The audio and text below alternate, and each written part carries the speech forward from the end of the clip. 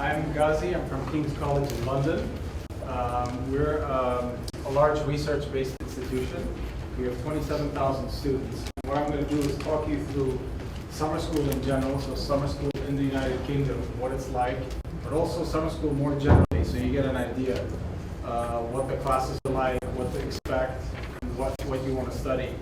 Who here is thinking of doing a summer school? Okay. And who here is, oh, that's okay. It'd be too loud. Oh, the camera? Okay. So it works? Yeah.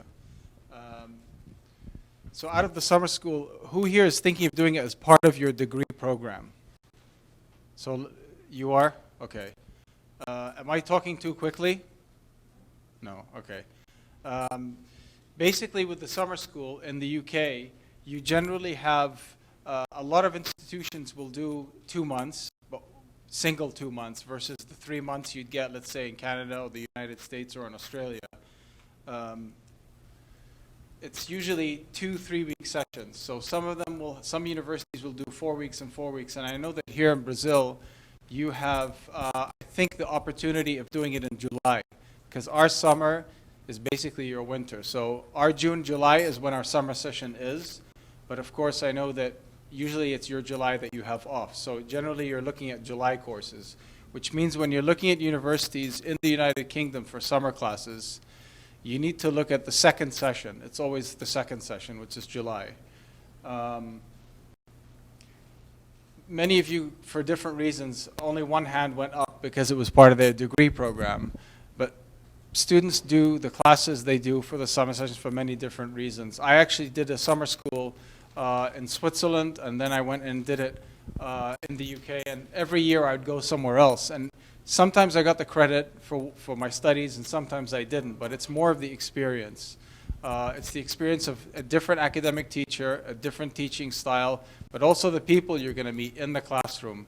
It's a whole travel experience as well. So you're actually getting fulfillment in both ways. Are you all from Brazil? Is anyone not from Brazil here? Okay, what country is that? Italy, okay. Again, in the UK, you're going to have students from all over the world. You're going to have, at King's at the moment, we have about 80 students in total, 80 countries represented, and it keeps going up, so we're going to be over the 100 mark at some point. And a lot of the students at King's, or in many of these universities that you'll attend perhaps for summer school, they're going to be students perhaps like the Italian family there, living in Brazil. They're originally from Italy, but they live in France, so very mixed. Some of them will be Brazilians. We have many Brazilians at King's at our university, for example. So what I'm trying to get at is it's not going to be you're showing up to the university and it's all people from the UK. You're going to meet, particularly during the summer school, many foreigners from all over the world. The benefit you're going to get from coming to the UK to do a summer session versus staying at home is learning something new. Whatever it is, you're going to learn a very big lesson. When you come back to Brazil, you're going to be able to take that experience and bring it back with you, whether it's applying for a job or whether it's actually within the university itself. Perhaps you would get credit. And I'll talk a little bit more about the credit in a minute. The main courses available during the summer are going to be, for example, arts and humanities, law, management, politics, social sciences, and health. Because there are so many universities in the UK, I can even give you a whole list of different majored ones, universities, a search engine that will look for you for the exact course that you want. So come and see me later, either at the King's College table or just at the end of the presentation. Most of the courses, I had a couple of students come to me today and they asked, I'm in my 3rd year of law school and I want a course in so-and-so law. It was an advanced course in law. Basically, how it works in the UK is you can do either an introductory or an intermediate, so maybe in your 1st or 2nd year. But if you're in your 3rd year, for example, then it's too late unless you don't want to receive any sort of credit from the university, from your home institution, for example. Most of them are going to be at undergraduate level, but there will be master's courses available as well at these universities. Because they're so large, they'll be able to accommodate you at a shorter notice. So for applying, for example, if you want to apply for next summer, you can apply 3-4 months in advance. It doesn't have to be the year in advance like you would for an undergraduate program. The teaching style, for example, at King's, because it's such a big university, depending on the course you're doing, if it's a very general course, you're going to have maybe a classroom with 50, 60 students. If it's a very specialized course, you might only have 10 students. So it really does depend on the kind of class you're interested in attending. If it's introductory, it's going to be a really large classroom, which means you'll have perhaps less of a time with the teacher for questions and answers and a lot of interaction classroom size.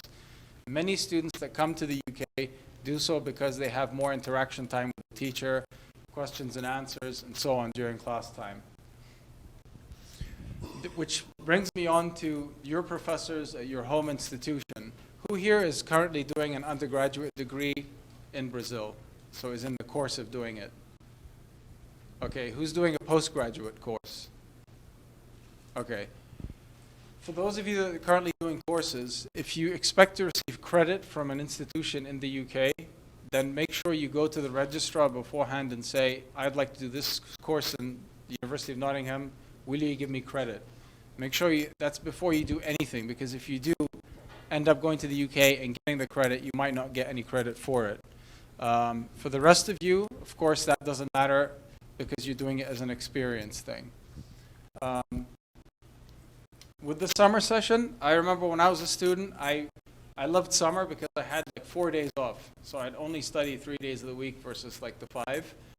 And you'd have normally Friday off, and you'd have another day off, depending on your schedule. And you can also pick different times. So if you say, I want to be free Monday, Tuesday, and have the weekend, or I want 4 days, that way you can plan your time. That's the beauty of having a summer session versus a normal session.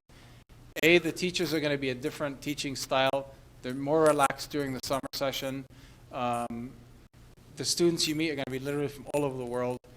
And at the same time, you're going to be able to do the things you want to see in England. So you'll have that extra day. You'll be able to do tourism sites, visit theaters, and so on.